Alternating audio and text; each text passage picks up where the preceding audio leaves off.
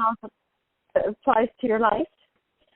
The email address for Thomas is done, stagesoflove@gmail.com. You can also tour the website at thestagesoflove.com. You'll see Thomas's blog, how to access past calls and upcoming events. Our next call is October 19th, and it is now 6 p.m. Here is Thomas.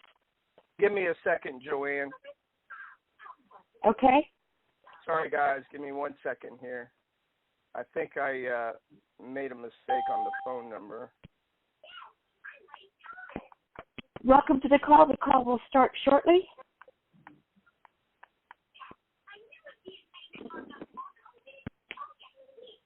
This is Washa and Edward. Hi, Hello, welcome to the Rhonda call. and Edward. The call will start in just a moment. Mm-hmm.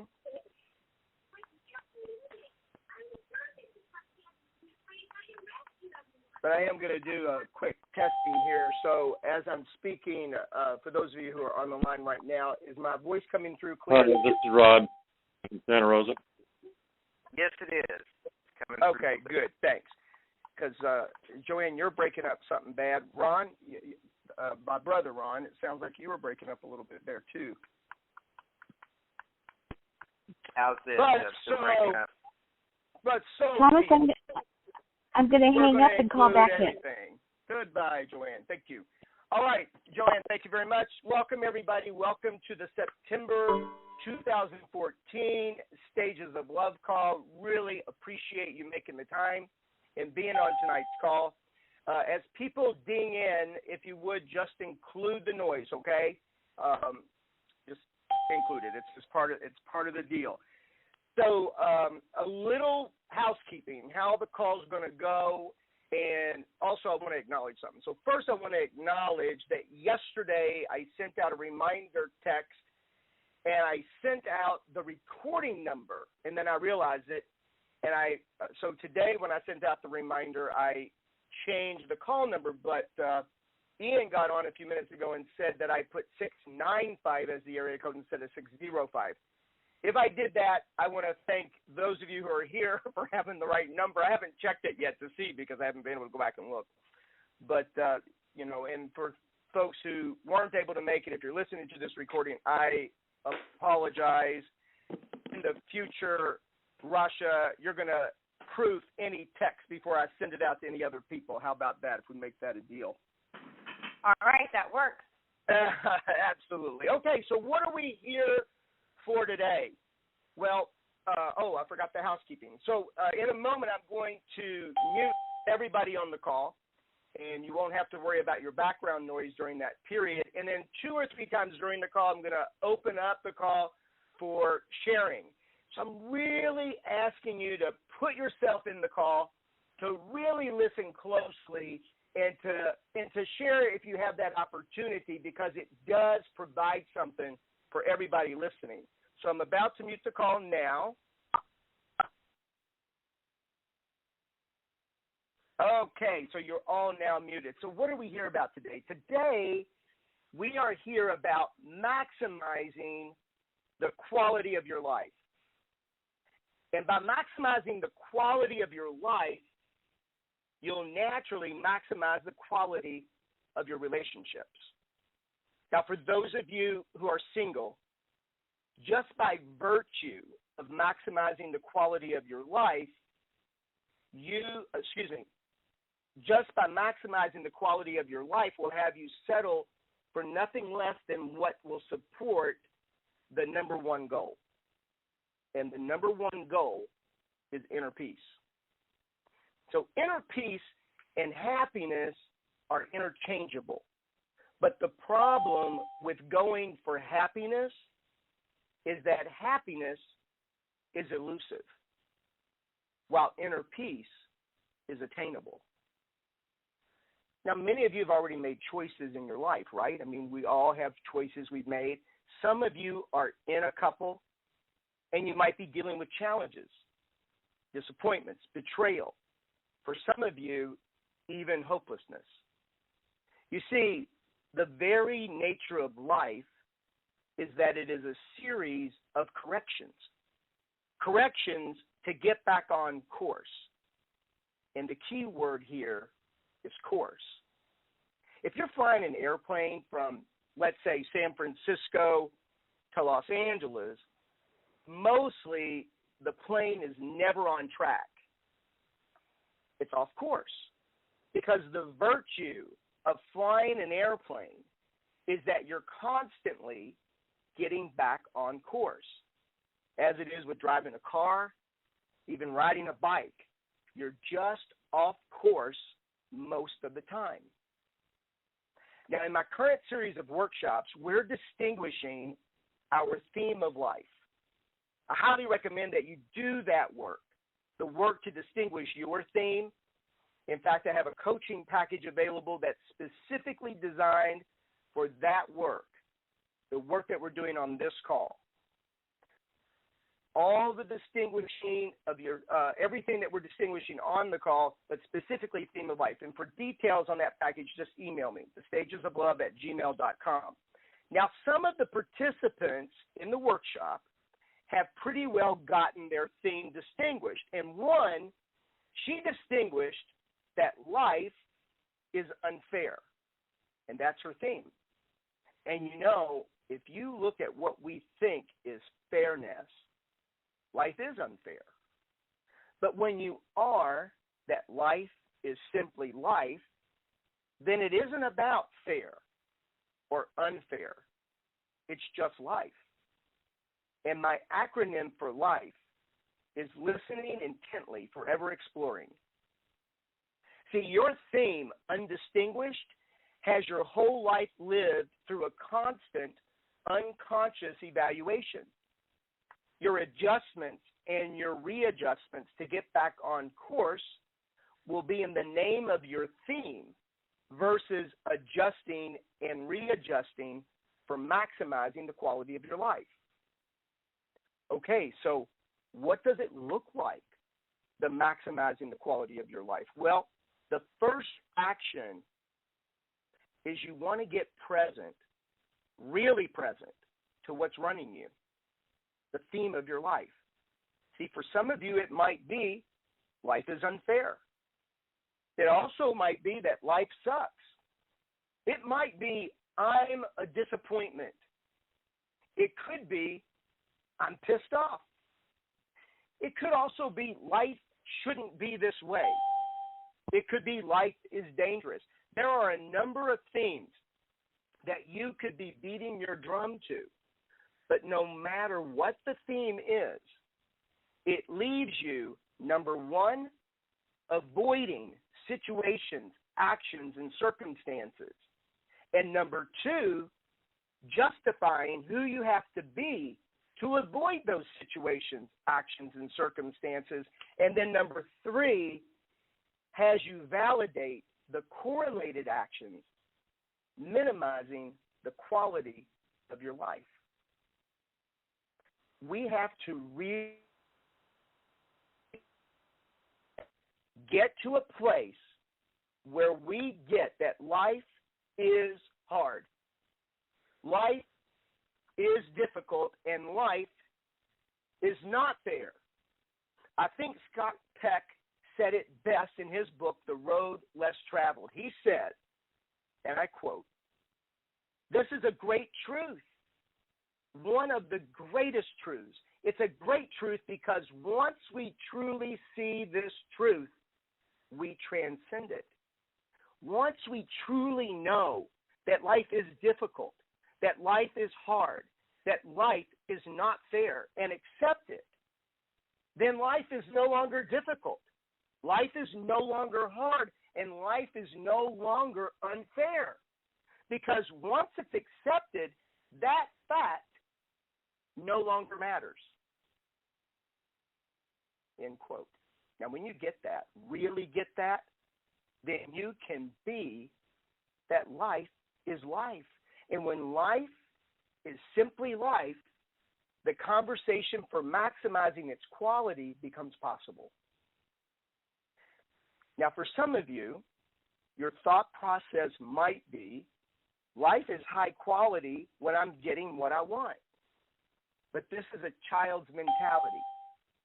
Quality of life isn't about you getting what you want necessarily. Though I'm very interested in every single one of you getting what you want. You understand? Very interested in that. But you see, when you play the game of life for the goodies, then the goodies will never satisfy you. So we got to look at what's at the heart of the matter for us.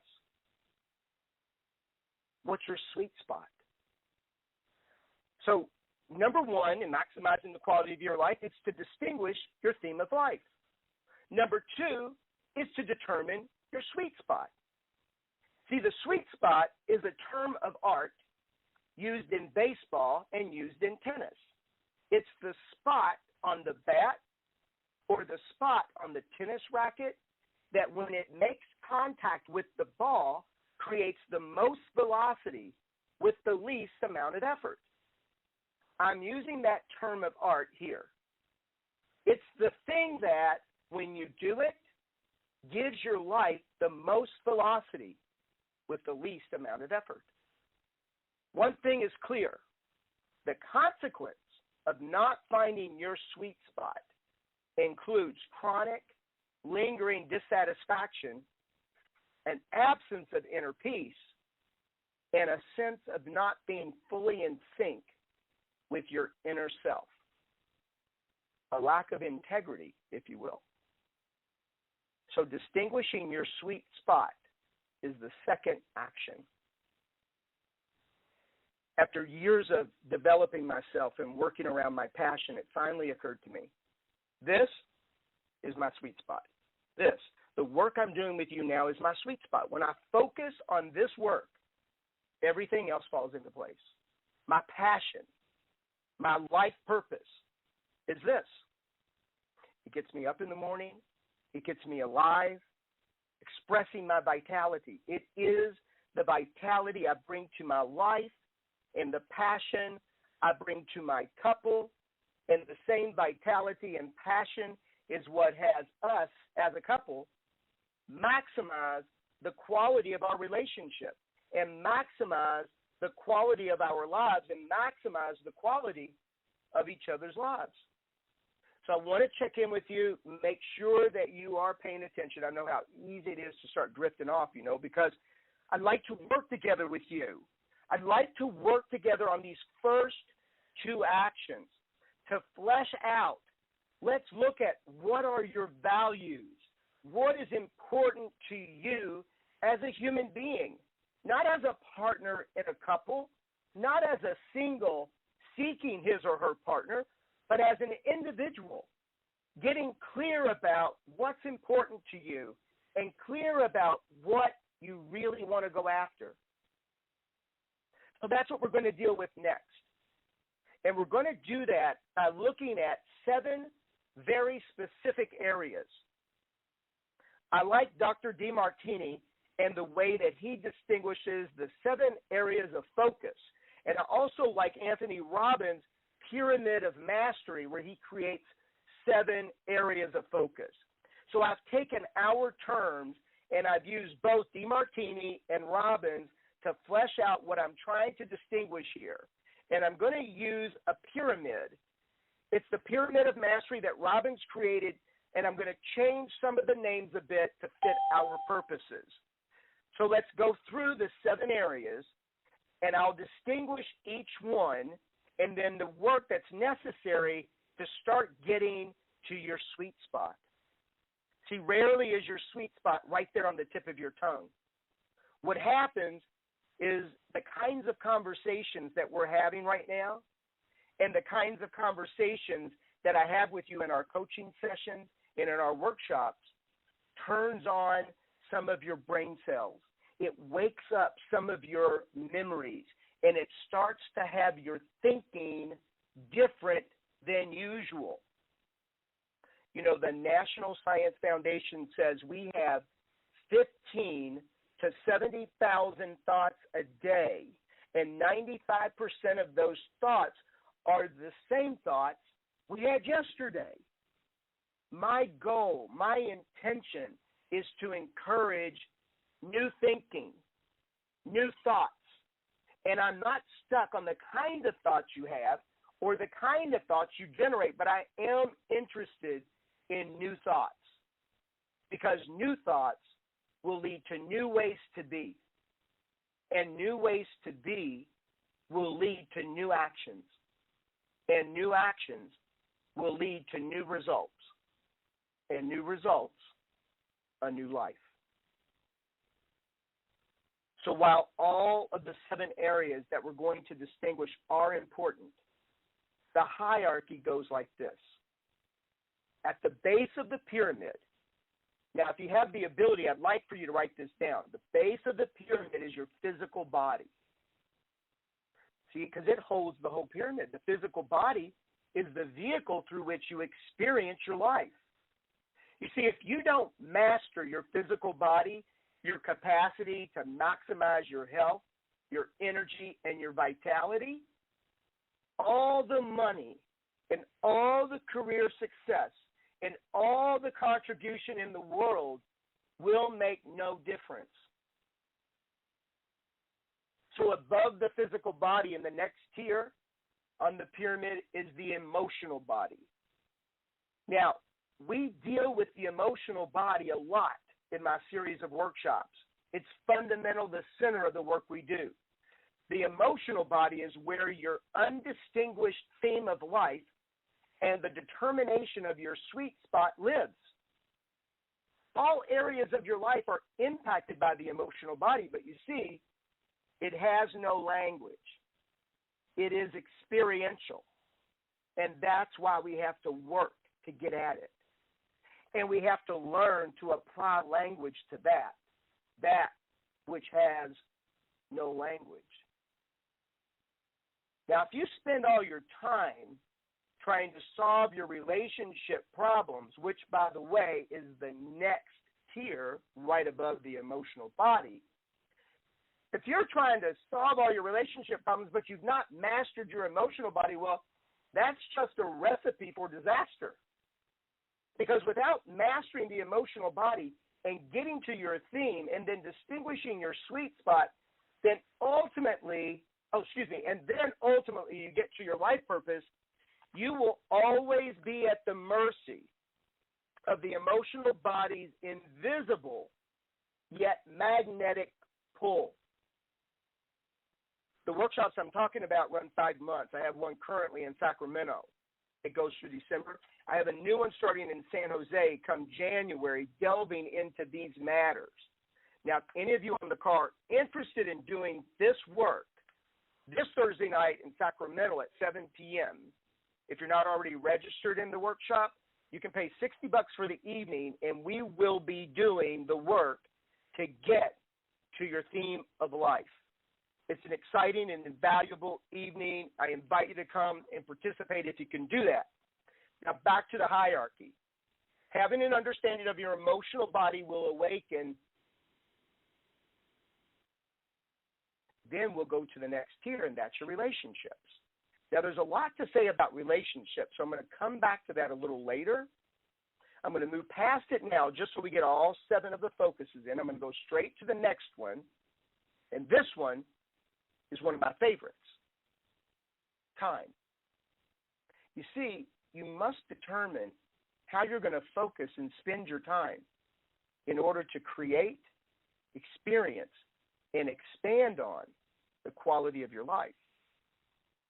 So let's talk just for a moment about time. I'm 57 years old, and statistically, I have about 10,220 days left in my life. That's based on my living to hit 85. Now, 1/3, or about 3,500 days, let's say, I'll be sleeping, resting. So let's call what I have left 6,720 days. Now, some of you on here might be cigarette smokers, and I'm certainly not interested in bashing anybody But if I chose to smoke cigarettes, they say that I would forfeit about 10 years of my life. That's 3,650 days that I would be giving to that habit called cigarettes. And that would leave me with about 3,000 days. The question becomes, how will I use my days? And the question to you is, how will you use yours?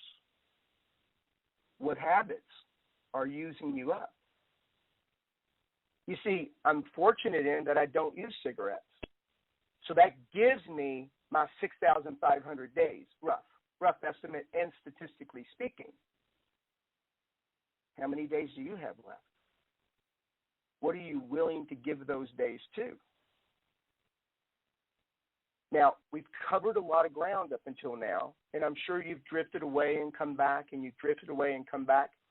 But for sure, there's something waking up over there. And I'd like to hear from a couple of you, so I'm going to open the line.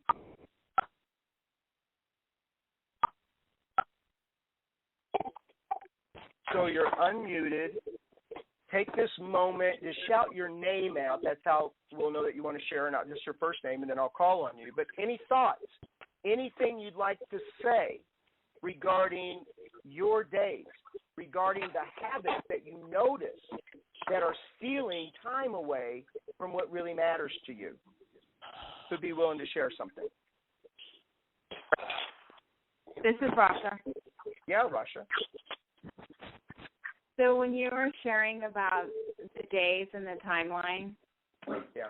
I just really, really got present to just enjoyment, right?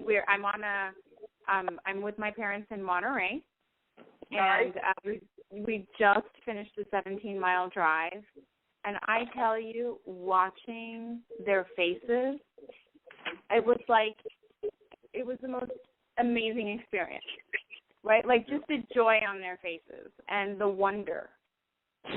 And I really what matters to me, Thomas, is that, like, experiencing another human being alive, like something in them coming alive and experiencing that aliveness with them again. Nice. I don't know how to explain it in words. It's but it's something. It's like a thrill. It's like a feeling in my body. Yeah, it communicates for sure. Thanks, Rasha. Anybody else want to pipe in? Going.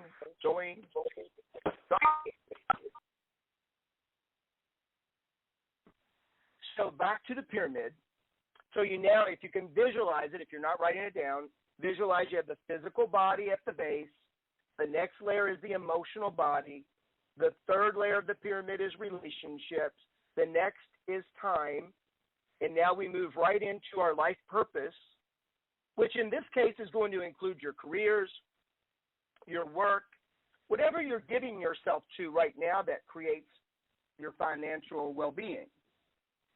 But if you were to really distinguish your life purpose, and by the way, I'm not suggesting that some of you haven't, but if you really did get in touch with that, and then you were able to add value to your life purpose, you could then create wealth, which is the next tier, and that tier is the finance tier. Then the very top tier of the pyramid is spirituality. See, spiritual growth and your capacity to celebrate and contribute are at the top, because you can't authentically enjoy the fruits of your labor without giving back and including others. So now that's the pyramid, and that is the 7 areas of focus. The one practice we'll take on, and one of the things that I do in my coaching sessions, is a cost-benefit analysis. That, by the way, is the third action. You do a cost-benefit analysis in each of the 7 areas. An example, the physical body. You distinguish what you will tolerate regarding your body and your health. Now, by the way, the cost-benefit analysis and distinguishing your tolerances and your deal breakers, which, by the way, is number 4, step number 4, kind of run together. So what do you tolerate regarding your body and your health? Do you tolerate 5 extra pounds, 10, 20, 50 or more? Do you tolerate getting into your cravings and being at the mercy of those cravings? Do you tolerate bad eating habits, pretending that one day it'll be different? Do you eat for low energy and then compensate with stimulants? What about your blood pressure, your triglycerides? What do you tolerate? And then, what is the benefit, or said better, what is the payoff of what you tolerate? Because there's definitely a payoff or you wouldn't allow it. At Landmark Education, they say that a human being will only do that which gives them a significant payoff. So an example here in the physical body may be a payoff is that you get to complain to others about your health and they listen to you with pity. Or maybe you become the center of attention because of health issues, or because you need to be attended to more than anyone else. Or maybe your high blood pressure is the perfect excuse not to exert yourself and not to participate in what life has to offer. Now you want to get very clear on the cost. The costs are generally louder, but the payoffs have had more power until they're distinguished alongside the costs. And at that point, once you get the costs and the payoffs, you can determine what are my deal breakers. You see, with the physical body, a deal breaker for me is high blood sugar. A deal breaker for me is high blood pressure. A deal breaker for me is 5 pounds of excess weight. A deal breaker for me is stimulating to compensate for low energy eating. They're all deal breakers for me. Consider the deal breakers for you. I want to hear you. You know, when it comes to the physical body, everybody on this call has a physical body. Everybody on this call is tolerating something regarding your health and your physical body. What are you tolerating? And what do you see might be the payoff or the cost? Just say your name, get 1 or 2 people to share. I'm on now. Raphael always says to me, it's always the same people who share. And I say, I know. You didn't share either, right? All right, you guys, I'm going to move on, okay? I only press a little bit. Okay, so now we'll move on to the emotional body. What emotions do you tolerate? Do you tolerate jealousy, envy, shame, guilt, grief, despair, boredom? Do you tolerate the lack of love, the lack of compassion and generosity? Do you tolerate the lack of passion and gratitude? What are the payoffs that you tolerate in the emotional body? Perhaps you get to be right that life really is too hard. Or maybe you get to be right that nobody really does love you. What are the costs? You see, when the costs become too high, that's when you can call it a deal breaker. Deal breakers get defined, and then they must be dealt with head on, not a casual activity. And by the way, that is action number 5. Step number 5, action number 5. See, for me, in the area of the emotional body, a lack of vitality and a lack of passion are both deal breakers for me. Indifference and boredom, those are both deal breakers for me. Now, as I said earlier, we're going to dig now into relationships, and I have a lot more to say about relationships.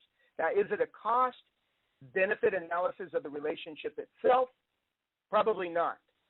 It's a cost-benefit analysis based on what will I tolerate? What do I tolerate in myself and in others? And then I distinguish the deal breakers that I will not tolerate in myself, in others, and in my couple. Now listen, when you get to your deal breakers, you are then going to have to acknowledge, now we're talking in the relationship realm, so bring yourself back if you've drifted away. You're going to have to acknowledge where you're not honoring your word around those deal breakers. See, if I say deal breaker, but my actions are inconsistent with it being a deal breaker, like it really isn't a deal breaker, then that is a threat. And if I use threats in my couple or in any relationship that matters to me, that is a trust buster. A trust buster is a withdrawal from the heart bank. The heart bank is where you make deposits and withdrawals for the experience of true love. And what we want more of is the experience of true love. You want love experienced. You want love expressed. You want love expanded. That's why you have the relationships.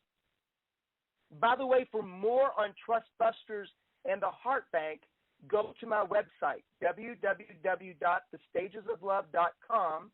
Click on recorded calls and listen to the April call. The fourth action has a deal breaker approached head on. It's resolved, dealt with powerfully, or you deal powerfully with the consequences. And if that's where you are, get a coach, call me, or at the very least, get a buddy that will motivate you into action. So we do a cost-benefit analysis on each of the tolerances, and we flesh out the deal breakers. You determine what stays in the tolerate box. Now listen closely. You determine what stays in the tolerate box and what goes into the deal breaker box.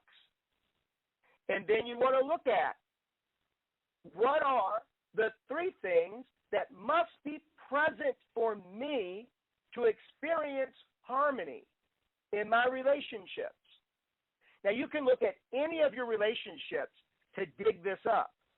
But when I look at my couple, there are three very specific things that must be there for me to experience harmony. Number one is loyalty. I am loyal, and I want and I need loyalty. Number two is adventure, both in and outside of the bedroom.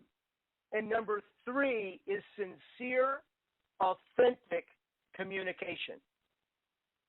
Now start thinking of what your three might be, even if you can come up with only one of the three, because I'm soon going to take some sharing, and I definitely want to hear from you, okay? Do I sound pushy? Because I'm trying to be a little pushy. Now, those are the three things that matter to me. Everything else is secondary. And some of you might be thinking, hey, what about love? Well, when I talk about love, what I'm really talking about is life energy. Because who you really are is pure love and life energy. Life energy is pure love. So if I am maximizing the quality of my life, if my partner is maximizing the quality of life, and together we're maximizing the quality of our relationship, love is present. True love is present. And then there's the three things that must be there for me to experience it harmoniously, and that's loyalty, adventure, and communication. And if any one of those three things are missing, that for me is a deal breaker. So your next action is that whatever left in the tolerate box, get this clearly, okay? Whatever's left in the tolerate box, you must choose to tolerate and give up the right to complain. I'm going to say it again. Whatever's left in that tolerate box, you must choose it, tolerate it, and give up the right to complain about it.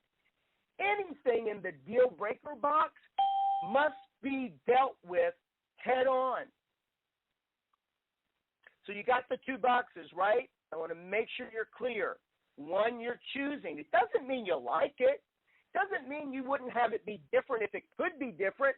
But let's face facts, guys. Life is life. Everything isn't going to be exactly the way you want it to be. But there are some things you look at and you say, you know what, this is a perfect trade-off for everything else I get. And I say I can tolerate that. And then these are the deal breakers. And the deal breakers I must take on head on, powerfully. And then you're going to follow the same line of thinking with the rest of the pyramid. That would be for time. In other words, how will you spend your days? What do you tolerate? And what are the deal breakers? And then you go to your life purpose, could be your career or your job. What do you tolerate? What are the deal breakers? Your finances. What do you tolerate? What are the deal breakers? And then spirituality. What do you tolerate? What are the deal breakers? We can work together on any or all of these in one of my coaching packages. Email me at thestagesoflove@gmail.com to inquire. And by the way, I offer what's called a power shot. A power shot is a conversation that can run anywhere from 20 minutes to 45 minutes. And on that call, we distinguish whatever it is that you're up to. And you can get a sense of what might be available if we were to work together. Again, you can inquire about the Power Shot through an email. The Power Shot is $75, and you're limited to one. But for anybody on this call, if you schedule one before the end of the month, now it can be scheduled any time between now and next month, but you schedule it with me this month, you can have it for $45. Now, the game that I'm talking about here, the maximizing the quality of your life, or the game of your relationships, these games are championship games. They're not for the faint of heart. These are games where you must put everything in. If you're already in a couple and you want to save that couple or expand that couple or grow that couple, then I suggest you get to work. What are you tolerating in the relationship? What are the deal breakers? What are the three qualities that must exist for you? So now think, because I'm going to take some sharing. You might answer the question, what are the three qualities? You might want to touch on some of your tolerances or deal breakers or anything that you've seen within this conversation. We've covered a lot, and you may have something to say. Some of you might even be afraid to speak up. I'm encouraging you to give up that fear and to step out because everything counts. I am interested in hearing from you.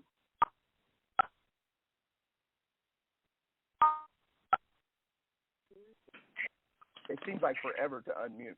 So anyway, let me hear from somebody. Come on. This is Doreen. It's something. Doreen, darling. So glad you're on the call. I haven't heard your voice in a long time.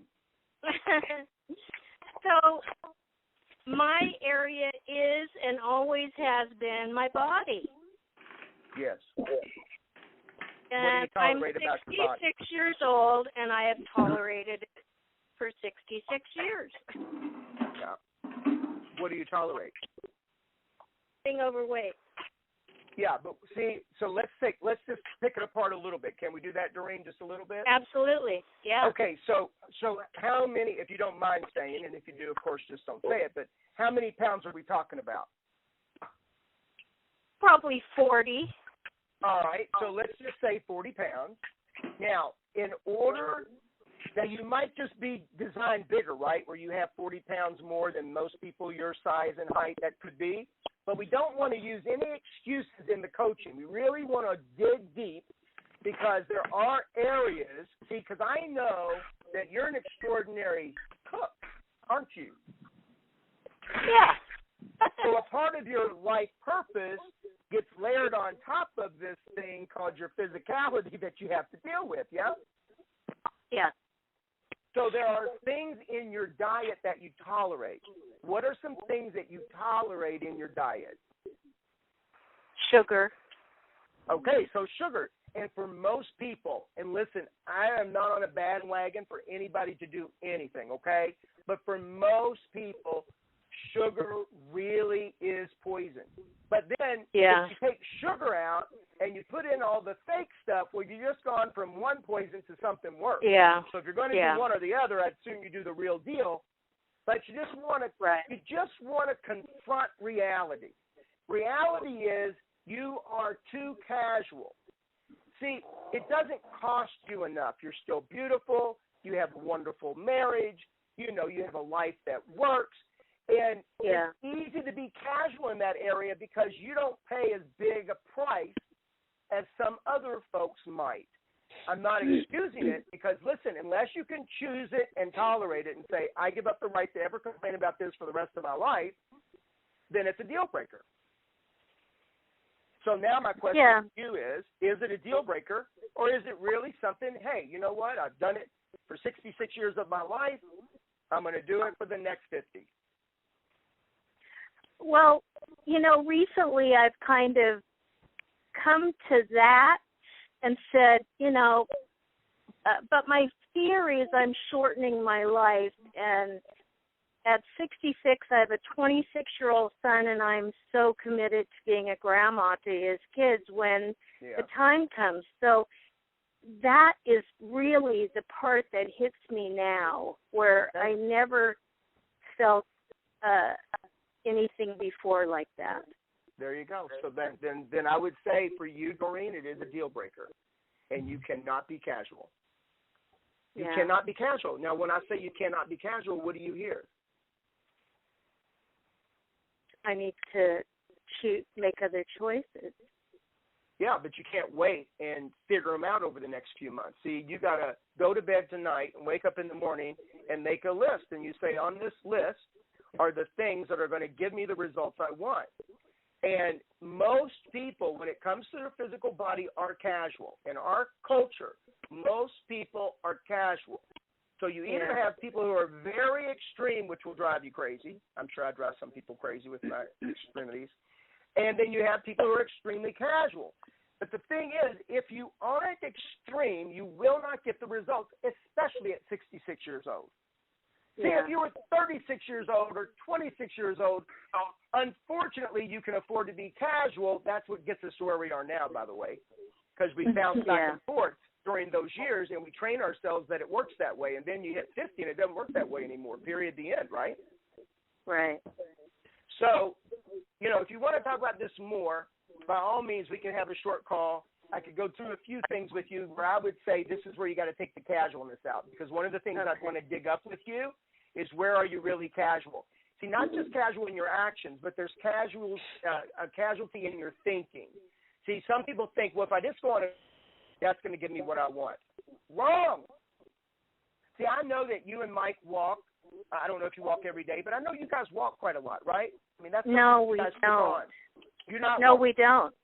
Okay, so some folks, they walk a mile a day, and that's really nice. I mean, it gives your body some benefits. It's good for your brain. But given what you want, a nice casual walk a mile a day is insufficient. You got to get real. You got to get very real. And as the cook that you are, now you're going to start wanting to look at what are some amazing things that I can start training people in cooking and feeding people that's so extremely delicious but serves the physical body, our health, vitality, our well-being. See, the one thing that I took on this year in a very big way is I eat for energy. Now, I love food, and I love the taste of food. I'm not going to pretend that I don't eat stuff that sometimes I really know would be better that I didn't. But my primary focus is what's going to give me energy. And if it's not going to give me energy, I have to choose. Am I willing to forfeit natural energy to have it? And sometimes I'll say yes, but mostly I'll say no. Doreen, thank you. Thank you. It's a huge contribution. Really, I'm so happy to hear you on the call. Thanks. Anybody else? I guess I scared you all now, right? No, this is Susie. Who's it, Susie? Yes, Susie. Hi. I just wanted to say. How are you? Oh. Good. Go ahead. Chugging along. Oh. Just include the background noise. Okay. Sure. I just wanted to say that. Some things I would have done different. Okay. But, whoever that is, Doreen, is that you talking to somebody? We did a lot. No. It sounds We like did your a voice. I lot. don't know who that is. In No. a short time. I think everybody I've talked to is kind of exhausted at the end of it. Okay, Susie, just talk loud. Yeah, it was a long day. Okay, so I just wanted to say, Doreen, thank you so much. It was a lot of Oh, you're welcome. Yeah. I really needed to hear all that, and that was one of mine. I'm on the same boat. I'm in the same boat, and so thank you. It was really great. Thanks, Susie. You're welcome. Thank you for that. Sorry for the background noise. Sometimes That's I okay. don't realize, you know.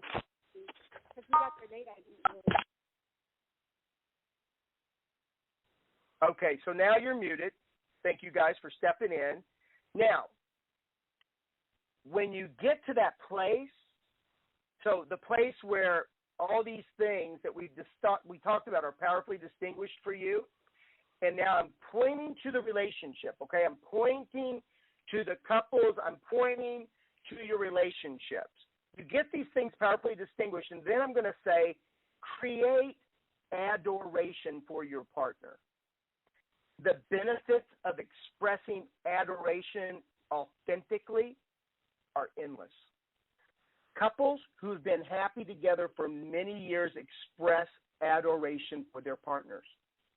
In a survey of 470 studies on compatibility, psychologist Marcel Zentner of the University of Geneva, she found no particular combination of personality traits that leads to sustained romance,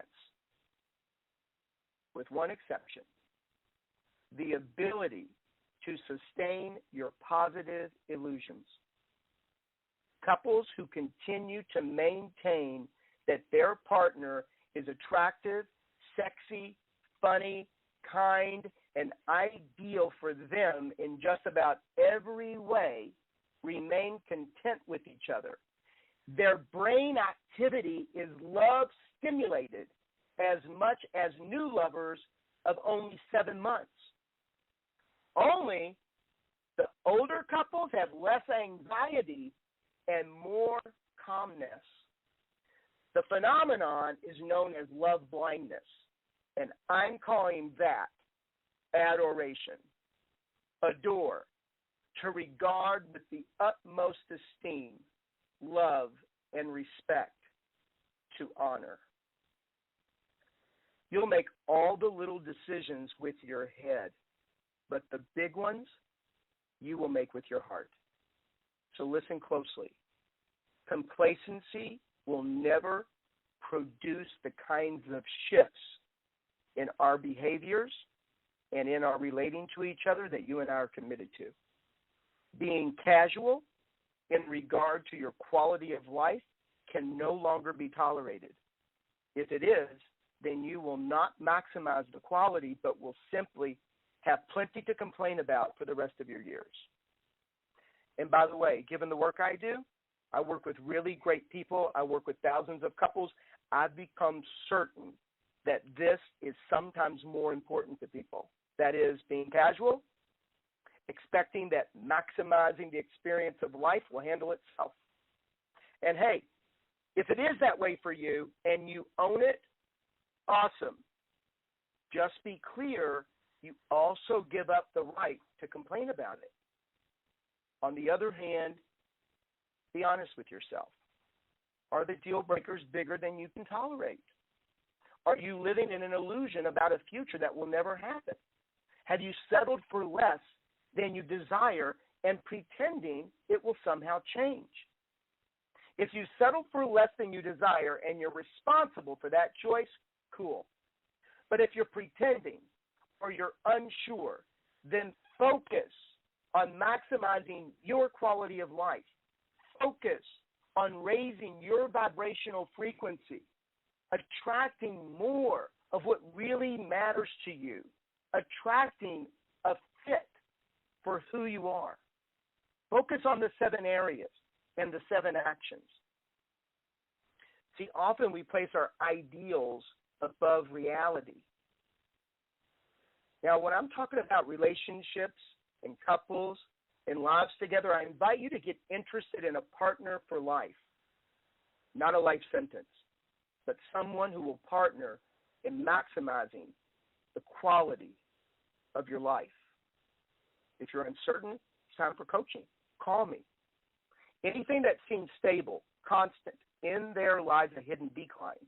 In other words, if you're not taking on maximizing the quality of your life, if you're not taking on maximizing the quality of your relationships, actions that encourage growth and development, then it is shrinking. You are shrinking. No option. It's a physical law. What you focus on expands. What gets no focus shrinks. So I want to give you the 7 actions quickly. Number 1, distinguish the theme of your life. Number 2, discover and get in touch with your sweet spot. Number 3, do a cost-benefit analysis within the 7 focus areas. Number 4, distinguish the tolerances and deal breakers. Number 5, choose powerfully your tolerances and deal powerfully with the deal breakers. Number 6, uncover the 3 qualities of harmony.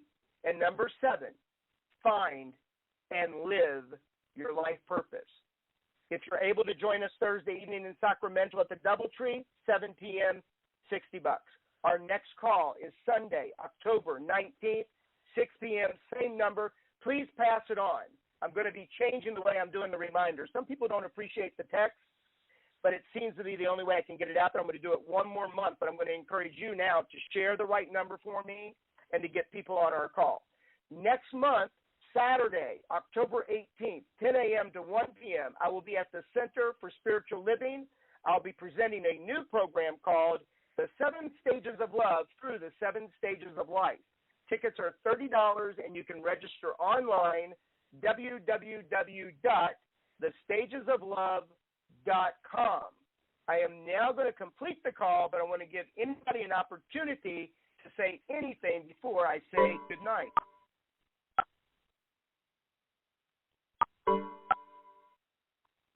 Before we complete, anybody?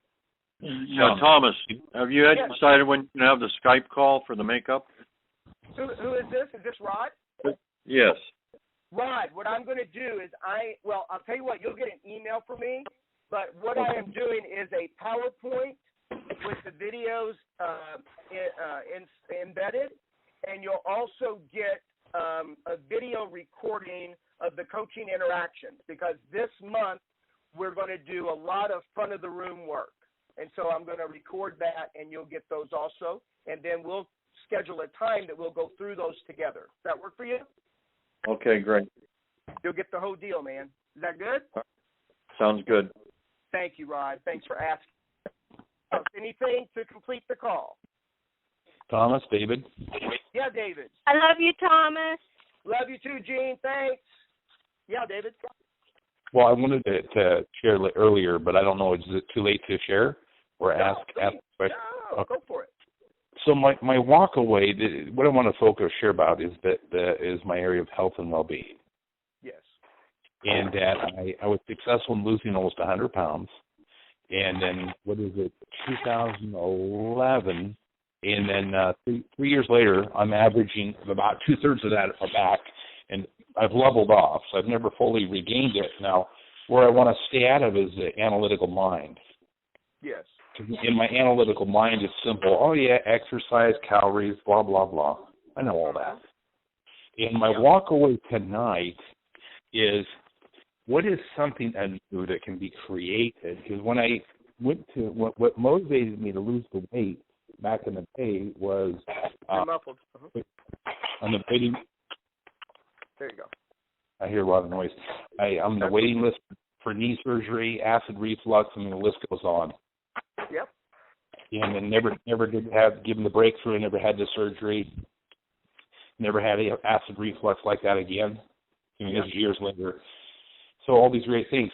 What I'm trying to learn in the inquiry of is starting, like, what is something, you kind of tapped on something, and it was, what am I trying to like, motivational-wise, or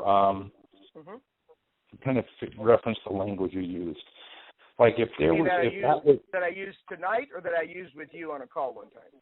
No, with tonight, but you used a word like, I don't know if it was motivation, or if something you created for yourself as a true incentive that causes the shift.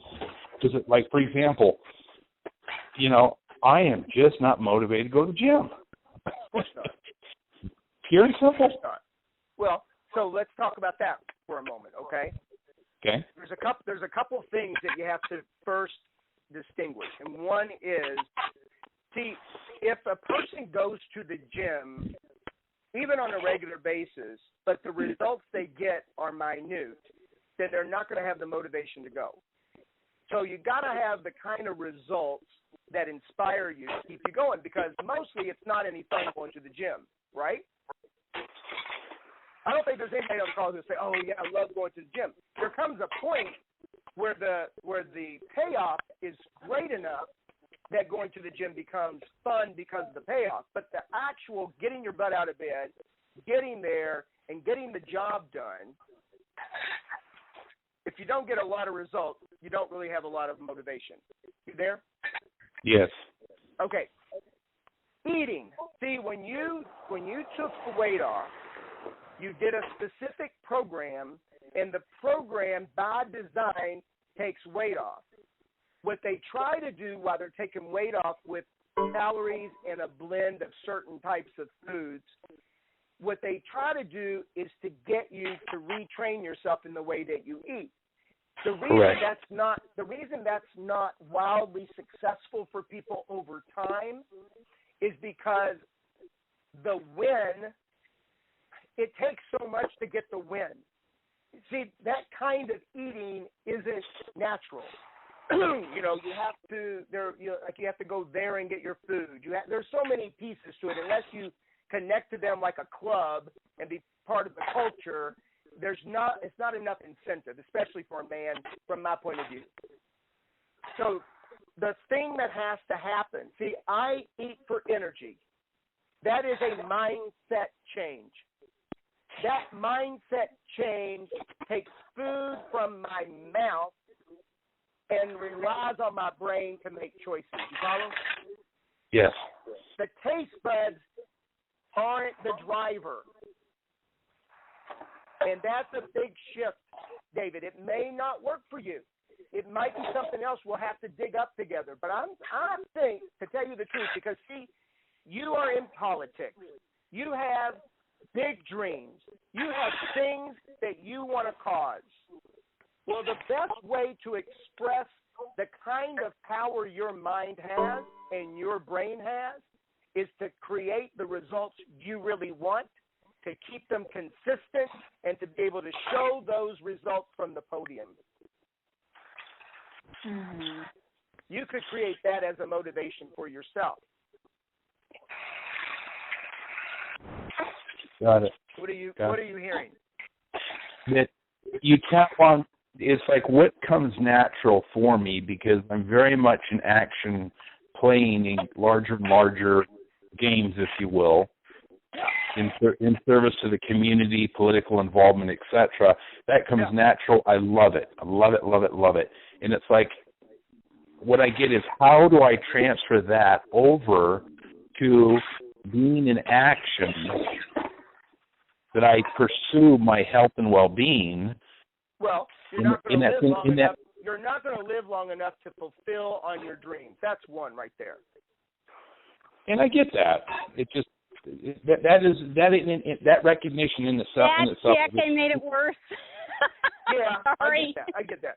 So one other thing too, David, that I also know in that arena is that the people that you're playing with,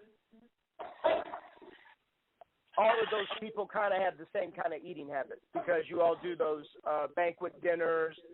You know, there's lots of eating out. There's lots of entertaining. You know, we had to pretty much take that out of our lifestyle. Got it. True. And it's a big one. It's a big one because, you know, you have to train yourself to go and mingle without being there to indulge. Excuse me. Well, I'll tell you what, I'd be willing for you and I to have a call together. It's 7 o'clock now, so I got to complete.